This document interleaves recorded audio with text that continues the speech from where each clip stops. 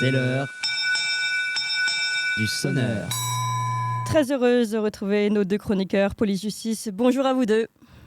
Bonjour Clémence. Bonjour Clémence. Alexandre Langlois, ancien policier et auteur de Essayer la démocratie au bal masqué de la Macronie, édition Talma, Régis de Castelnau, avocat à la cour et auteur du blog Vue du droit et auteur de ce livre Une justice politique aux éditions L'Artilleur. Faut dire que tous les jours j'ai l'occasion de dire que votre livre est d'actualité, n'est-ce pas Régis? Mais là encore, je vais vous faire évidemment réagir. J'ai vu que ça commençait à débattre avant même qu'on commence cette émission sur cette relaxation, évidemment. Grande nouvelle d'hier, d'Éric Dupond-Moretti devant la Cour de justice de la République. Alors je rappelle les faits avant que vous ne commenciez Régis, je sais que vous êtes prêts dans les starting blocks.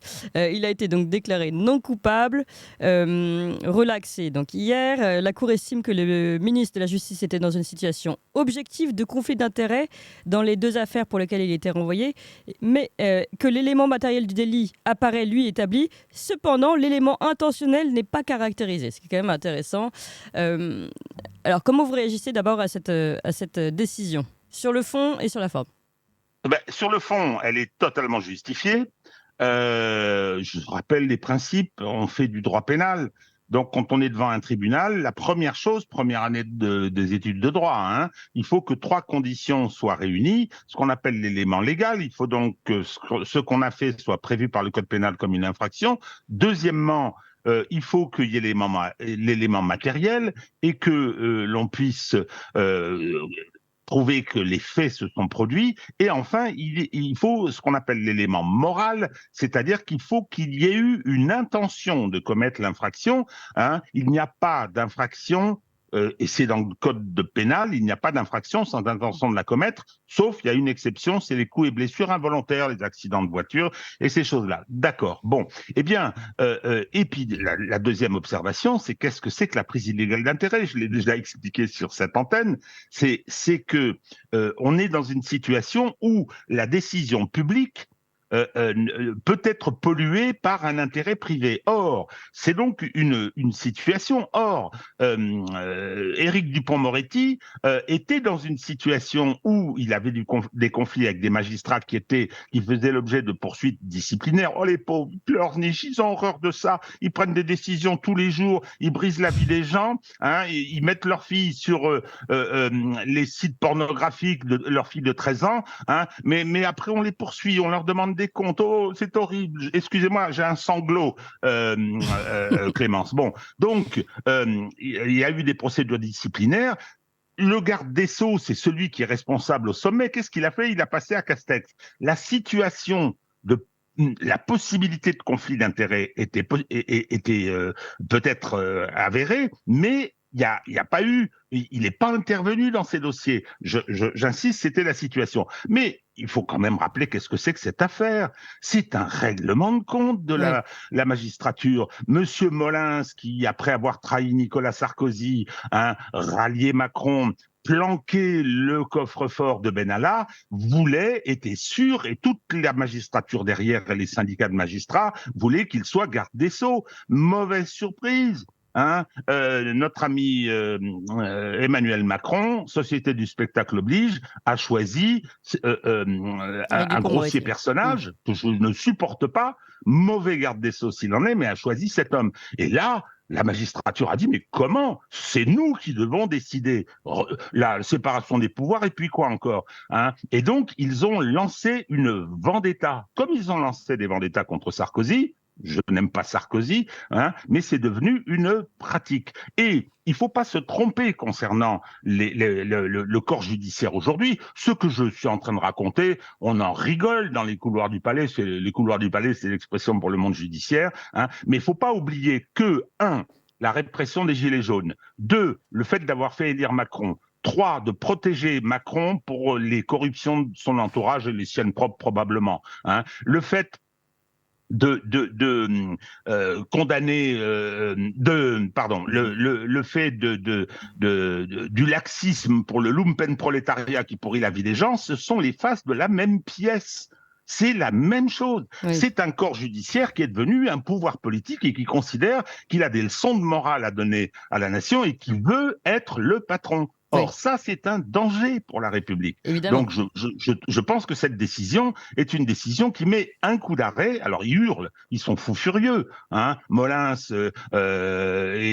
est trop déçu parce qu'il espérait bien obliger Dupond-Moretti à démissionner, hein, et qu'il soit enfin nommé à la place qu'il considère qu'il mérite et que ses collègues considèrent qu'il mérite. Parce que c'est ça l'histoire aussi. Non, moi, je suis... Mais je continuerai de toute façon ce combat contre une justice qui est une justice devenue totalement politique. Et j'insiste, c'est un danger pour la République. Alors, je rappelle quand même que c'est pas une première dans l'histoire.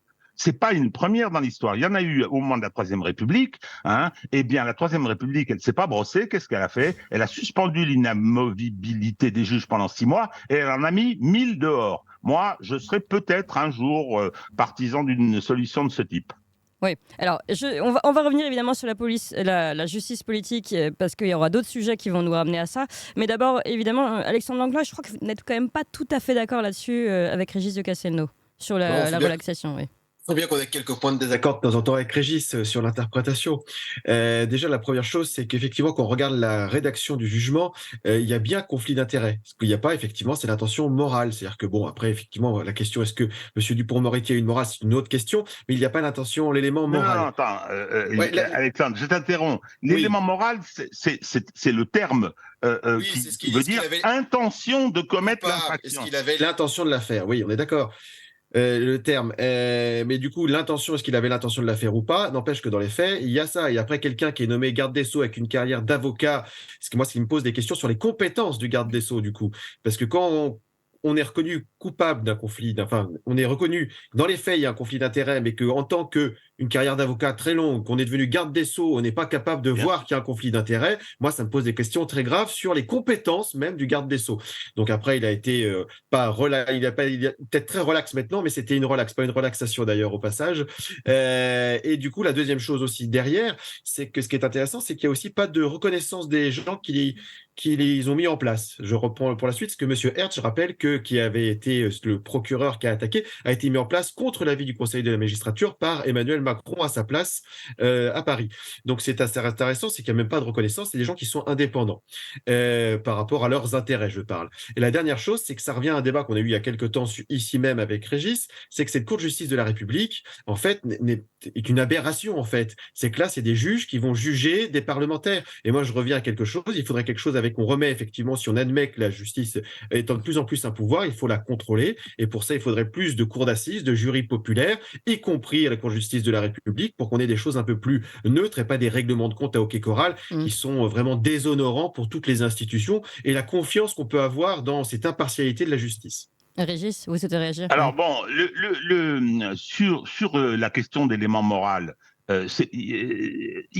c'est pas qu'il ne savait pas, je ne sais pas comment c'est rédigé, mais c'est que il n'avait pas l'intention d'être en situation de prise illégale d'intérêt. Quand vous participez l'élément à une délibération, intentionnel n'est pas caractérisé, je les cite. Mais absolument, l'élément intentionnel n'est pas caractérisé. Il se trouvait de fait dans une situation, il est tout en haut de la comment ça s'appelle, de la hiérarchie. Bon, sur le fait qu'un avocat, mais c'était la dernière personne à choisir comme garde des Sceaux. Non, mais je veux dire, c'est déshonorant pour Macron. On l'a encore vu là insulter les parlementaires du RN et tout. Oui. Enfin bon, allez, je vais rester poli parce que il y a des moments où bon. Mais ce que je veux dire, pour autant, Alexandre, faut surtout pas que ce soit un magistrat, parce que c'est l'exécutif, le garde des Sceaux, hein, et il est le patron d'un ensemble où la justice, qui doit être indépendante, mais pourquoi doit-elle être indépendante? Pour être impartiale. Et la partialité de cette procédure à l'encontre, attendez, c'est extraordinaire. Tout le monde sait très bien que c'était Molins qui devait être garde des Sceaux, et c'est lui qui a conduit la poursuite et qui a déposé des recours. Ils étaient irrecevables, ils ont été déclarés recevables par la Cour de cassation, des syndicats de magistrats. Et l'association Anticorps, qui est le petit parquet privé du Parti socialiste, hein, qui depuis a perdu son agrément. Cette procédure est en plus nulle de bout en bout. Alors je ne sais pas ce que va faire la Cour de cassation qui va être saisie en assemblée plénière, on verra. Mais en ce qui concerne une instance judiciaire pour juger les actes des ministres qui sont pas détachables de leurs fonctions. Hein. S'ils égorgent leurs femmes, hein, ils seront poursuivis aux assises, il n'y a pas de problème. Ils ne sont pas devant la Cour de justice de la République. Mais il faut une instance qui ne soit pas à la merci des magistrats. C'est très important. Et ça protège qui? Imaginez-vous que moi, mes amis politiques, ceux que je souhaiterais voir, hein, arrivent au gouvernement et ce sera M. Molins ou ce sera M. Heitz qui pourra pourrir tout le fonctionnement pour empêcher que ce soit conduit, que ce que la nation a décidé soit conduit. Et alors c'est pour ça que quand j'entends LFI qui dit il faut supprimer la Cour de justice de la République. Attends, si jamais ils arrivaient au pouvoir, hein, ce serait la fête pour eux. Ce serait la fête. Hein, ils auraient des perquisitions tous les matins, comme c'est déjà arrivé. Hein. Non, il faut les protéger. Il faut protéger l'exécutif. Il faut protéger le législatif. L'immunité parlementaire, ça sert à protéger les parlementaires des autres pouvoirs, des deux autres, de l'exécutif et du judiciaire. Donc voilà, je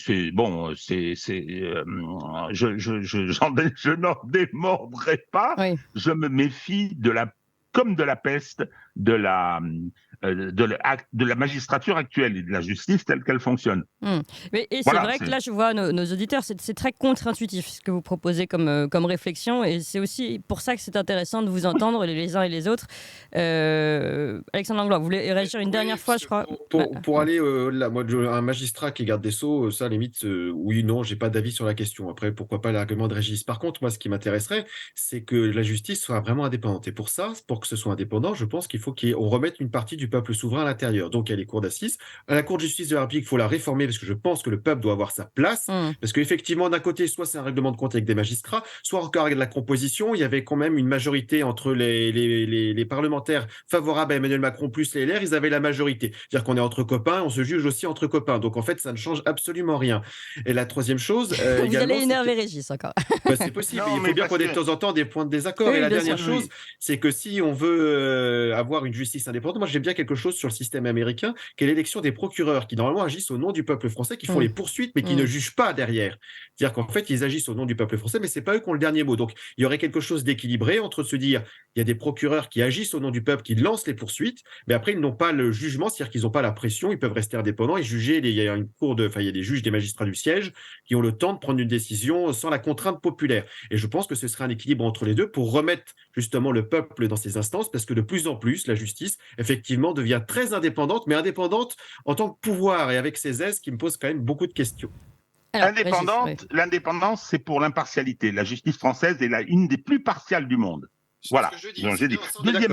Deuxièmement, pourquoi est-ce que la CJR, parce que dire ils sont entre copains, ben non, on va revenir au principe. Ah oui, qu'ils soient entre copains au bout d'un moment, ça je comprends. Hein, c'est le fonctionnement, hélas, de la politique chez nous. Mais pourquoi est-ce que la CJR est majoritairement composée de parlementaires pour juger les infractions des ministres? Parce que la Constitution, depuis Montesquieu, on le sait, dit que qui contrôle le gouvernement?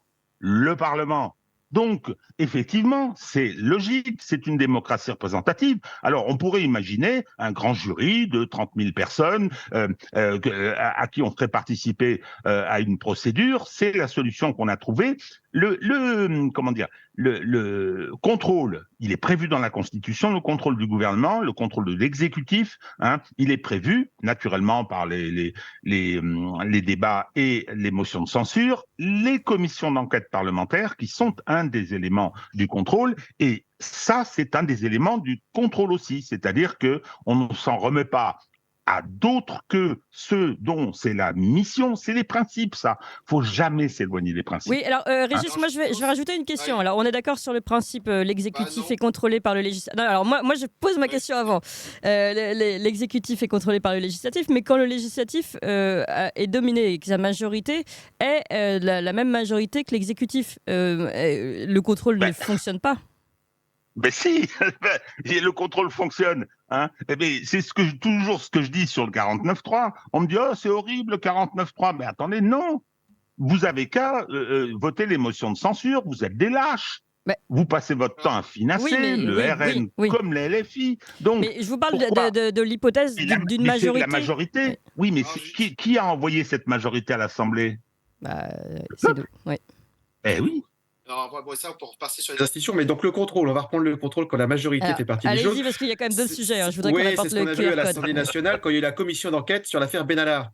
Eh ben, ça a fait pchit en 5 minutes à l'Assemblée nationale. Il a bien fallu que ce soit un Sénat qui était un peu plus contestataire, j'allais dire à l'époque, mais dès que c'est la majorité qui tranche, maintenant les LR sont beaucoup plus mous et beaucoup plus dans la lignée d'Emmanuel Macron. C'est-à-dire que le contrôle est absent, le législatif ne contrôle plus Oui. rien. Ensuite, il y a quelque chose dans la phrase de Régis Et qui puis, mais non, mais même la commission d'enquête sénatoriale, elle a eu au moins l'audace de poser certaines questions, mais ça n'est pas allé plus loin que ça. Bah, en fait, c'est qu'en fait, moi, j'ai eu les sénateurs à l'époque qui nous avaient dit vous avez bien fait d'envoyer une procédure judiciaire parce que nous, on ira jusqu'au bout de ce qu'on peut faire, mais nos pouvoirs sont limités dans les conséquences de nos c'est ça. pouvoirs de décision Oui. d'enquête. Donc Mm. voilà. La dernière chose, après, Régis a parlé de démocratie représentative. Je rappelle que la BCIS Première République a dit la France n'est pas un régime démocratique, c'est un régime représentatif parce qu'on n'a pas confiance dans le peuple et que c'est deux choses différentes et que Ah c'est à ben partir oui, de mais c'est autre Tocqueville chose. qu'on a mélangé représentatif et démocratie. C'est-à-dire qu'en fait, on a été dépossédé, parce que ce qu'on arrive aujourd'hui avec, on nous dit, c'est nous qui avons envoyé Emmanuel Macron au pouvoir et sa majorité, parce qu'on a un système qui fait que c'est tout à fait filtré en amont Mm. pour que, en fait, toute une classe politique se dise, on va mettre les copains et on va jouer une grande pièce de théâtre et les gens auront l'illusion de choisir dans les acteurs de cette pièce de théâtre. Donc, en fait, on choisit on choisit des élus dans une pièce de théâtre, mais en fait, on choisit des acteurs. Donc, en fait, aujourd'hui, quand on parle de démocratie, je pense que le mot est complètement dévoyé. Et quand, par contre, je suis d'accord sur le 49.3, quand les gens disent c'est un déni de démocratie, non, c'est ce qu'on avait déjà expliqué. Pour moi, c'est un déni de régime parlementaire parce qu'effectivement, il y a une côté, ils sont pas capables et foutus de mettre des motions de censure, mais dans ça n'a rien à voir avec la démocratie, le 49.3 et la motion de censure. On est sur un régime représentatif qui représente le peuple, mais qui n'est pas le peuple. Et c'est pour ça qu'à chaque fois qu'on demande des jurys d'assises, qu'on demande un peu plus de pouvoir au peuple de façon directe, mais c'est toujours non. Et c'est pas pour rien qu'il n'y a pas eu de référendum quasiment, Oui. en tous les cas écouté depuis des dizaines d'années. Oui, mais attendez, il faut faire de la politique de temps en temps. Vous croyez pas que plutôt que de faire cette espèce de truc où tout le monde hurle ou tous pourris aujourd'hui, et de faire un règlement de compte, il aurait mieux valu combattre comme il faut Dupond-Moretti, et en particulier ce qu'il est en train de faire, il est en train de supprimer le jury d'assises. Oui. Il est en train de le supprimer. Menons ces combats. Donc, et puis, le diable se cache toujours dans les détails. Alexandre, quand tu dis le Sénat et sa commission d'enquête sur Benalla, c'est tout à fait exact. Eh ben, c'est heureusement qu'il y a eu une procédure judiciaire. Non, justement, parce que la procédure judiciaire, et ils l'ont fait dans l'affaire McKinsey, les magistrats, ils sont pas fous. Oui. La protection de Macron est la plus importante de leur mission. C'est comme ça qu'ils se vivent. Moi, je les connais, je parle avec eux. Et donc, le fait de faire une procédure judiciaire sur quelque chose que une commission d'enquête regarde permet de lui couper les ailes. Oui. C'est-à-dire, ah ben non, il y a une procédure. Qu'est-ce qu'il a fait Benalla? Je peux pas vous répondre. Il y a une procédure. Je peux pas vous dire ça parce qu'il y a une procédure, Ah oui. etc., etc. Faut pas s'imaginer que il reste les deux chaussures dans le même, les deux pieds dans la même chaussure, nos amis les magistrats. Non, non. Voilà. Et la procédure judiciaire, moi, je préfère que ce soit le Sénat qui aille au bout plutôt que ce soit M. Rémy Heitz ou M. François Molin, dont je rappelle quand même que c'est lui qui a planqué le coffre de Benalla. Enfin, voyons, non, je suis... Attendez, complètement. redites qui a planqué le coffre de Benalla, parce que j'ai mal entendu. C'est François Molins qui a refusé d'ouvrir une enquête préliminaire sur les conditions dans lesquelles ce coffre avait disparu. Et donc, on n'en a plus jamais parlé derrière. Donc, si vous voulez, bon... Mais si vous voulez, on va reparler des autres sujets. Oui, vous voyez bien que c'est chaud.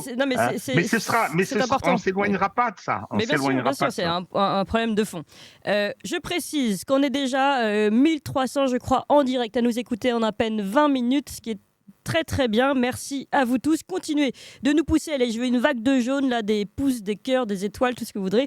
C'est toujours très bon justement pour une meilleure visibilité et je suis sûre aussi que nos deux chroniqueurs le méritent amplement. Alors on continue, on avait dit, il y avait la condamnation des militants identitaires qui ont manifesté à Romans-sur-Isère.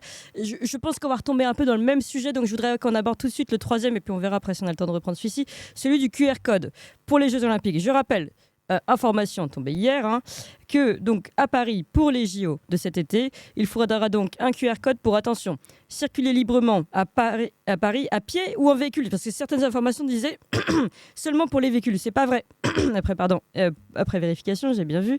À pied aussi dans certaines zones.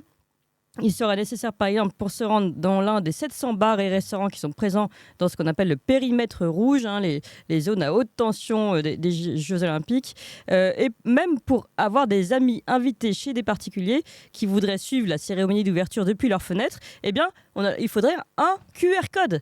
Alors là, franchement, c'est même pire que pendant la gestion Covid, quoi. Si on veut aller dîner chez quelqu'un, pour avoir le droit de profiter de sa vue de fenêtre, eh bien, on aura besoin d'un QR code. Alors, on va commencer par Alexandre Langlois pour la réaction. Déjà, il y a quelque chose d'habitude que nos pouvoirs publics oublient, on a une carte d'identité pour vérifier l'identité des gens. Et là, en fait, on est sur une autorisation administrative de circuler. Donc, on est sur quelque chose de beaucoup plus grave et qui est anticonstitutionnel, parce que dans la Constitution, il y a la liberté d'aller et venir. Et là, c'est une entrave caractérisée à la liberté d'aller et venir. Je rappelle également que sur le territoire français, à moins de commettre une infraction, nous n'avons pas d'obligation d'avoir une pièce d'identité sur nous. Donc, ce qui veut dire que les gens vont devoir se balader avec quelque chose qui n'est pas prévu par la loi. C'est-à-dire qu'ils vont devoir, une fois de plus, prouver leur identité. Et dernière chose, ça va être une fois de plus numérisé, c'est-à-dire un contrôle central de toutes les choses. Et parce que nos amis qui sont au gouvernement sont complètement fascinés par le contrôle de la population chinoise. Et c'est ce qu'ils voudraient bien mettre en France, des caméras dans tous les sens, des reconnaissances faciales partout, des QR codes, où sont les gens. Et si on pouvait nous mettre des codes barres sur la peau, ce serait parfait. Donc là, du QR code, parce qu'on est moderne maintenant. Oui. Mais du coup, des petites puces, enfin voilà, et au nom de notre sécurité. Mais ça veut dire quoi? Non, c'est en fait au nom de leur incompétence. Parce que plus on veut contrôler la population, plus on veut les manager, plus on veut savoir où ils sont, plus on veut savoir ce qu'ils font. C'est un régime très intrusif, donc là on est sur du totalitarisme, un régime qui vient s'immiscer dans vos vies privées, c'est du totalitarisme. Voilà, ça c'est des choses comme c'est important, c'est des régimes qui veulent tout contrôler, savoir comment vous mettez vos chaussettes, avec qui vous voyez, qui vous mangez, où vous allez, où vous circulez, et en permanence. Et le numérique permet de vous savoir partout où vous êtes tout le temps. Avec bien sûr quelque chose derrière où ils sont très mauvais, c'est la sécurité des données privées, où ils se font pirater leurs serveurs, en annonçant toujours que c'est des Russes, mais au bout d'un moment, ça va être compliqué de dire, même si c'est des Russes à chaque fois, imaginons, mais enfin, en tous les cas, les données se baladent dans la nature, c'est-à-dire qu'ils sont même pas capables de les garder et de les conserver, ce qui est une autre encore problématique. Donc, en fait, on est sur quelque chose de zéro, et on est loin du pays des libertés, et l'image qu'on va donner au monde, je veux dire, on va nous dire, voilà, enfin, je veux dire, les gens, ils vont faire un voyage Jeux Olympiques en Chine, Jeux Olympiques en France, même système de coercition de la population, même système d'éloignement aussi des populations pauvres et des associations les plus modestes, donc ça va être les jeux des ultra-riches. C'est ce qu'on voit déjà rien que dans les déjà prix Paris est devenu la ville des ultra-riches, puisqu'on voit maintenant que les personnes qui travaillent à Paris mais qui ne vivent pas à Paris, bientôt, Anne Hidalgo va empêcher le transit par Paris. Donc c'est ce qu'elle a annoncé il y a une semaine. Donc finalement, tous les gens qui n'ont pas la chance d'avoir une habitation à Paris n'auront plus le droit de fréquenter Paris. Et on arrivera, et on n'aura plus le droit de fréquenter Paris, mais ce que je veux dire, pour le moment, on a encore le droit, si on veut, moi, avec un salaire plus moyen, je vis dans la moyenne des Français, j'ai encore le droit de me balader dans Paris, d'aller voir la Tour Eiffel, et tout ça à des prix accessibles, je veux dire, pour le moment. Donc, en fait, on est sur des choses qui sont complètement, pour moi, liberticides, anticonstitutionnelles, et sur un contrôle qui me fait peur, parce que c'est ce qu'on sait, qu'une fois que c'est mis en place, une fois que c'est mis, on le garde. C'est souvent comme ça. Une liberté perdue n'est jamais retrouvée. C'est ce qu'on a pu constater, par exemple, à l'occasion du Covid. C'est le journal The Economist qui en parle, qui a dit une grande partie des libertés qu'on a perdues n'ont pas été retrouvées. C'est pour ça que la France est toujours classée en démocratie défaillante. Et on nous avait dit que c'était provisoire à cause des restrictions Covid. Et ce qu'avait dit au plus ce journal anglais, britannique, pardon, avait dit Taïwan, qui était à côté du centre du Covid, à côté de la Chine, à qui ils ont quelques difficultés et gros différends, eux avaient amélioré leur note démocratique. Donc, en fait, c'est des choix politiques derrière, et on se retranche sur des faits, je veux dire, extérieurs, pour une politique qui n'est pas assumée, parce que ce ne serait pas vendeur de dire on contrôle les gens, on veut savoir ce que vous faites, parce qu'on n'a pas confiance en vous. Et c'est ce qu'on revient, c'est qu'on veut, la boucle est bouclée, c'est pour ça qu'on veut supprimer les jurys d'assises. Ce gouvernement a peur du peuple. C'est une très bonne conclusion. Alors, je pense qu'il y a deux raisons à cette horreur. Pour dire les choses comme elles sont, à cette horreur. Il y a une première raison qui est la volonté, comme Alexandre l'a dit, la volonté de contrôler la population, et c'est totalitaire. Mais ils ont pucez-nous à la naissance, ce sera plus franc. Et la deuxième, c'est que ces Jeux Olympiques sont organisés, c'est une espèce de foire commerciale à enjeux économiques colossaux. Vous avez des mastodontes qui se gavent à cette occasion.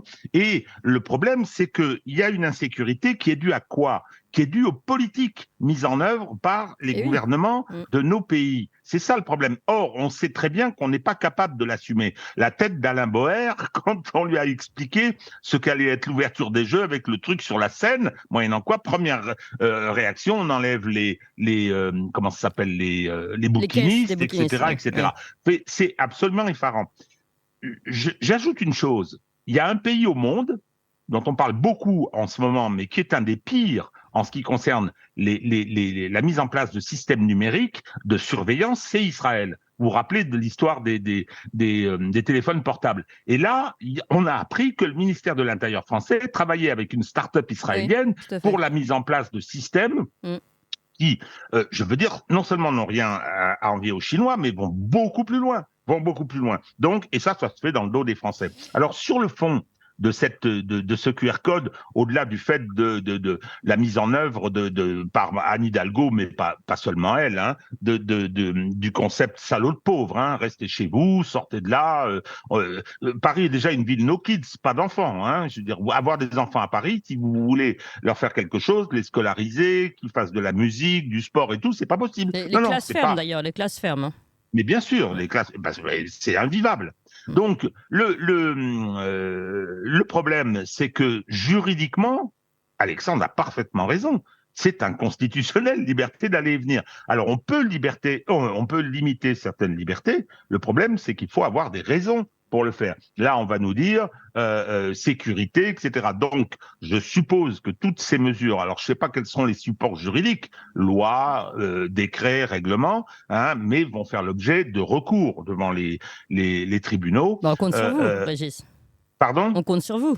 Oui, non, mais bien évidemment. Alors là, ce sera la juridiction administrative qui sera concernée. J'espère qu'ils feront preuve d'un petit peu, entre deux cours de morale, qui feront preuve un petit peu de culture des libertés publiques. À ce propos, je reviens 2 secondes sur Éric Dupond-Moretti. J'aurais préféré que la presse, plutôt qu'elle parle de son affaire, nous rappelle que le Conseil constitutionnel vient d'annuler la mesure phare de sa loi sur la confiance de la justice qui permettait d'activer les téléphones portables chez les gens. C'est-à-dire qu'on active, on peut savoir ce que vous faites et on peut vous filmer grâce à ça.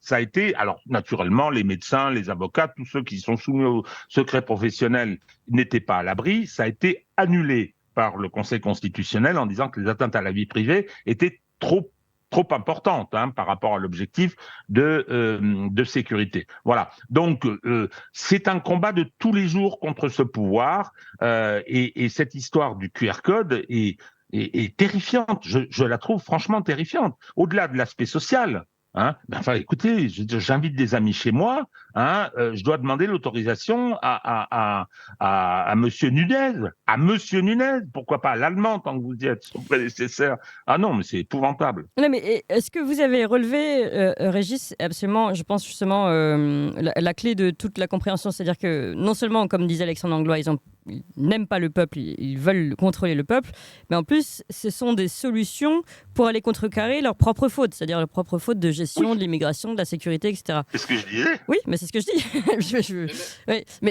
Je pense que... Et en fait, peut-être, et Alexandre Langlois, après je vous redonne la parole, peut-être même qu'ils n'ont pas envie de régler ces problèmes parce que ça les arrange bien, d'un côté, de pouvoir toujours contrôler plus. Voilà, on est dans notre minute complotiste, certainement, mais on a l'impression qu'ils ne cherchent pas à régler les problèmes. Revenons au Covid. Ils n'ont jamais cherché à limiter les frontières à ce moment-là, à limiter l'arrivée d'un éventuel, parce que bon après, voilà, nouvelle bactérie, maladie, etc., qui arriverait par l'extérieur. Donc on ne ferme jamais nos frontières pour nous protéger, on nous contrôle au niveau épidermique. Maintenant, chaque personne est contrôlée personnellement. Alors allez-y, Alexandre Langlois. C'était aussi sur le contrôle aussi des Jeux Olympiques, où une fois de plus, on privatise aussi la sécurité. Donc, on va avoir beaucoup de sécurité qui va être employée à ce moment-là. Et par exemple, j'ai des copains, moi, qui sont au niveau de l'organisation des Jeux, ils m'ont dit, bah, pour l'ouverture, par exemple, c'est calibré. Ils ont dit, il y aura tant de personnes parce que les berges de Seine peuvent contenir tant de personnes. Donc, on va calibrer la sécurité pour ce nombre de personnes. Alors que tous les gens qui vont venir, qui pourront pas venir justement parce qu'il y aura plus de place sur les berges de Seine, parce que ça va être beaucoup plus, ils ont dit non, on le prend pas en compte pour des raisons d'économie budgétaire. Et à côté de ça, ils avaient le temps d'aller se faire des petits séminaires, des petits trucs. Il a dit, mais c'est du gaspillage budgétaire et on ne s'occupe pas de l'essentiel. Et la deuxième chose aussi, voilà, c'est qu'ils ont peur aussi, c'est que comme ils ont contraint tous les policiers et gendarmes à rester sur le pont de façon avec un fouet en disant vous restez tous sans aucune concertation, ils ont peur qu'il y ait beaucoup de gens qui soient malades à ce moment-là parce qu'ils auront une petite contrainte ou une surcharge de travail, ce qui au niveau des conditions de travail des policiers et des gendarmes peut arriver à tout moment parce que c'est complètement de plus en plus déplorable. Donc en fait, ils ont cette peur intrinsèque de ne plus avoir de sécurité publique et de se reposer que sur la sécurité privée. Après, effectivement, c'est peut-être tout simplement organisé pour dire, voyez, on ne peut pas compter sur les services publics qu'ils ont eux-mêmes désorganisés. Et on en revient à la chose suivante, pour tuer son chien, il suffit de dire qu'il a la rage. Voilà. Ouais, Régis, le mot de la fin. Alors oui, deux petites observations finales. En ce qui concerne cette insécurité, non seulement ils veulent pas la traiter, mais quelque part peut-être elle les arrange, parce que les gens sortent plus de chez eux. Si vous voulez aller dans la rue, manifester, etc., dans une situation d'insécurité, moi je vois un symptôme. J'ai écouté hier les infos, avant-hier les infos. Dans l'affaire de Romans-sur-Isère, le travail de déni de la réalité de ce qui s'est passé, on en voit les petits domestiques. Monsieur Patrick Cohen est venu en disant « Monsieur, rien du tout, il a tiré les cheveux, c'est de sa faute. Un couteau de 25 cm dans les poches, mais c'est rien du tout. » Et puis le lendemain, sur Arte, on avait une soi-disant sociologue historienne venant dire « Ah ben c'est Roméo et Juliette. » C'est absolument terrifiant. Et la guerre des boutons. On a entendu Roméo et Juliette et la guerre des boutons. Ils ne se rendent plus compte de la haine qu'ils provoquent. C'est quelque chose de tout à fait extraordinaire. Alors, ces Jeux Olympiques, c'est caractéristique de l'époque. On a voulu les avoir. Je rappelle que Paris était les seuls candidats. Eh bien, j'ai appris hier que pour les Jeux Olympiques d'hiver de 2030, la France sera à nouveau candidate, et elle est la seule. Parce que les autres pays, ils ont compris ce que ça représentait, que cette foire onéreuse qui va pourrir la vie des Parisiens et des habitants de l'Île-de-France pendant toute la période, c'est pas la chose à faire, c'est pas la chose à imposer à sa population. Et personnellement, je n'attends qu'une chose, c'est que pour une raison ou pour une autre, ces Jeux Olympiques ne se déroulent pas, quoi. Parce que c'est devenu quelque chose de catastrophique.